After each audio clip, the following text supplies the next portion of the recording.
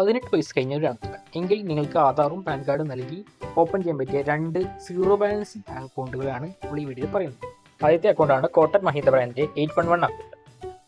കോട്ടക്കിന്റെ 811 account എന്ന് പറയുന്നത് zero balance account ആണ്. ഇതിലൂടെ വെർച്വൽ ഡെബിറ്റ് കാർഡ് കിട്ടണം. വെർച്വൽ ഡെബിറ്റ് കാർഡ് ഉപയോഗിച്ച് UPI ട്രാൻസാക്ഷൻസ് നടത്താൻ സാധിക്കും.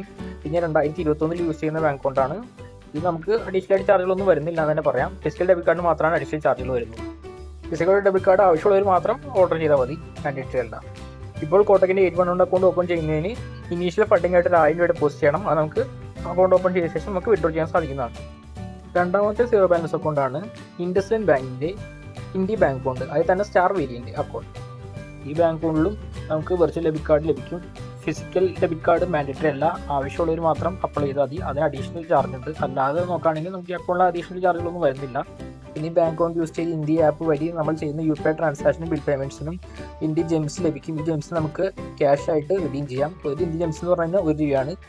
നെക്സ്റ്റ് ബാങ്കിൻ്റെ ഇന്ത്യ ബാങ്ക് അക്കൗണ്ട് ഓപ്പൺ ചെയ്യാനായിട്ട് ഇനീഷ്യൽ ഫണ്ടിംഗ് ആയിട്ട് നമുക്കൊരു 500 രൂപ വേണ്ടി വരും. 500 നമുക്ക് ഓപ്പൺ ചെയ്ത അക്കൗണ്ട് ഓപ്പൺ ചെയ്ത ശേഷം പിൻവലിക്കാവുന്നതാണ്. വീട്ടിലിരുന്ന് തന്നെ വീഡിയോ KYC വഴി നമുക്ക് അക്കൗണ്ട് ഓപ്പൺ ചെയ്യാവുന്നതാണ്. വീഡിയോ KYCയിൽ ലാംഗ്വേജസ് ആയിട്ട് ഇംഗ്ലീഷ് അല്ലെങ്കിൽ ഹിന്ദി വഴിയാണ് വീഡിയോ KYC കംപ്ലീറ്റ് ചെയ്യുന്നത്. ഈ 2 ബാങ്ക് അക്കൗണ്ട്സും virtual debit card free of charge ആണ്.